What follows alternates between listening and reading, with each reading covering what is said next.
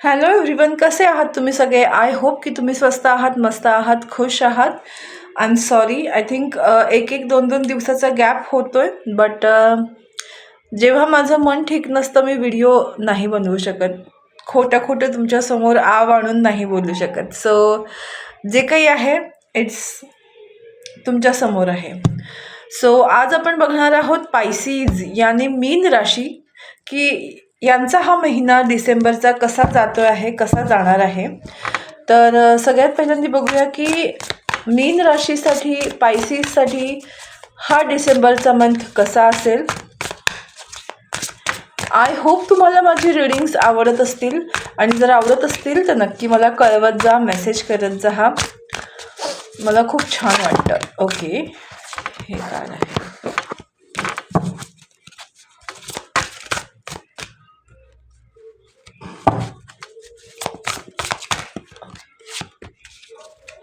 अजून एक कार्ड आहे.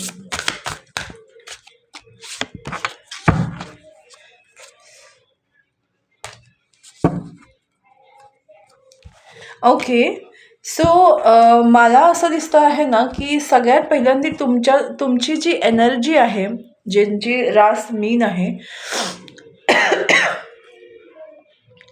तुम्ही तुमच्या लाईफमध्ये आता तुमच्या व्हॅल्यूला ओळखत आहात. तुमच्यामध्ये ट्रान्सफॉर्मेशन होतं आहे, चेंज होतो आहे.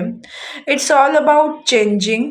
तर मला तुमच्यामध्ये तो चेंज, बदल दिसतो आहे, आणि तुम्ही तुमच्या पॉवरमध्ये येत आहात आत्ता. आणि हा जो डिसेंबर मंथ आहे त्यामध्ये खूप सारे चॅलेंजेस तुमच्या लाईफमध्ये येतील, जे तुम्हाला मेंटली डिस्टर्ब करतील.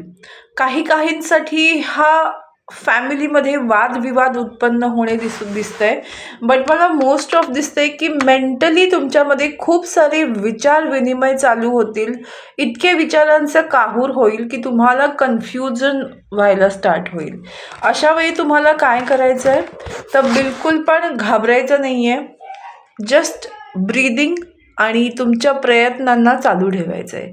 कधी कधी काय होतं की तुमच्या लाईफमध्ये आता असे प्रसंग येतील जे तुम्ही आधी फेस केले नव्हते, किंवा ज्या प्रसंगांना तुम्ही फेस करायला घाबरत होता ते प्रसंग तुमच्या लाईफमध्ये आता तुम्हाला फेस करावे लागतील.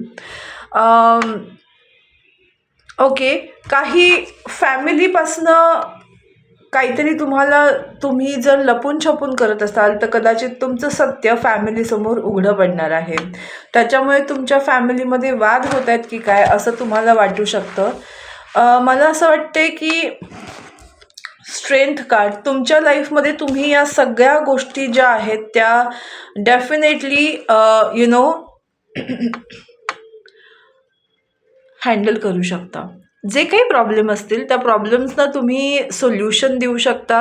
स्टार्टिंगला भले तुमचे फॅमिली तुम्हाला सपोर्ट नाही करणार, बट डेफिनेटली तुम्ही तुमच्या कम्युनिकेशन स्किलनी त्यांना तुमच्या फेवरमध्ये करून घ्याल, आणि तुमच्या लाईफमधले जे प्रॉब्लेम आहेत ते निघून जातील.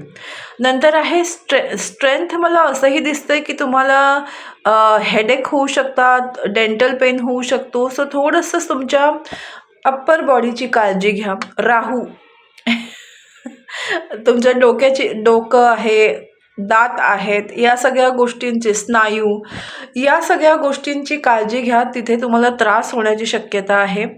सो आणि तुम्ही जर बिझनेस करू इच्छिता किंवा तुम्ही बिझनेस करत असाल तर तुम्हाला खूप चांगला ग्रोथ मिळणार आहे. करिअरमध्ये तुमच्या डेफिनेटली एक्सपान्शन येतं आहे. तुमची क्रिएटिव्ह साईड, मला ना इथे तुमची फॅमिनन साईड खूप जास्त बाहेर येताना दिसते आहे. कारण ह्याच्यानंतरचं कार्ड आहे हाय प्रिस्टेस, जे मी ऑलरेडी सांगितलं की कुठलं तरी सत्य तुमच्या फॅमिलीसमोर येणार आहे. बट तुम्ही जर स्ट्रॉंगली त्या गोष्टींना सामोरं गेलं तर डेफिनेटली ती गोष्ट तुम्ही हँडल करू शकता. आणि इथे कार्ड पण आला आहे हॅरोफंट. सो मला असं वाटते की तुम्ही तुमच्या रिलेशनशिप बाबतीमध्ये तुमच्या घरामध्ये काही गोष्टी अशा घडणार आहेत ज्या तुम्ही आत्तापर्यंत टाळत होता, बट आता ती वेळ आली आहे की तुम्हाला त्या गोष्टींना सामोरं जावं लागेल. तुमच्या आतली जी फेमिनिन साईड आहे त्याला तुम्ही एम्ब्रेस करा. ती तुम्हाला पूर्णपणे हेल्प करेल तुमच्या लाईफमधल्या प्रॉब्लेम्सना डील करायला. आणि त्याचबरोबर मला असंही दिसतं आहे की जर तुम्ही गॉडेस दुर्गा, गॉडेस लक्ष्मी किंवा कोणत्याही फिमेल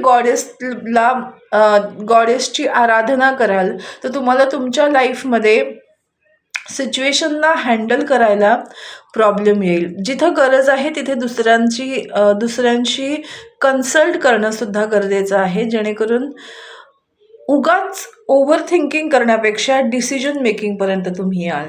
ओके, सो अशा पद्धतीचा या महिन्यात तुमच्या लाईफमध्ये गोष्टी घडतील. बट काय गोष्टी टाळायच्या आहेत.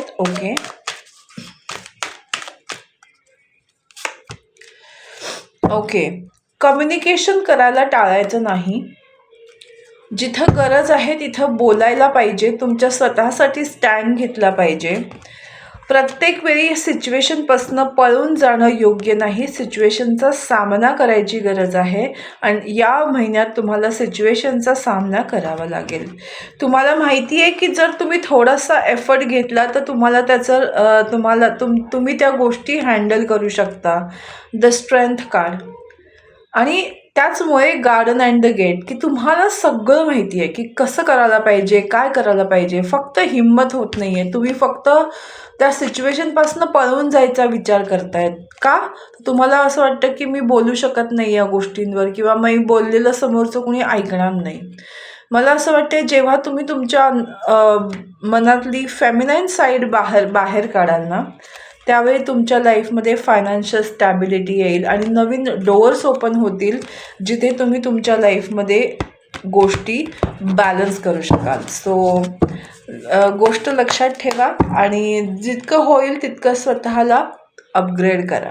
ओके, सिच्युएशनला पळून जाऊ नका. सिच्युएशनचा सामना करा. आणि मी असं म्हणत नाही प्रत्येक सिच्युएशनपासून तुम्ही पळून जाता, पण कोणती तरी एक गोष्ट अशी आहे जी सगळ्यांपासून तुम्ही हिडन ठेवली आहेत, बट ती गोष्ट आता उघडकीस येणार आहे. Okay, so be ready for that. Thank you so much. God bless you all. Take care. Bye.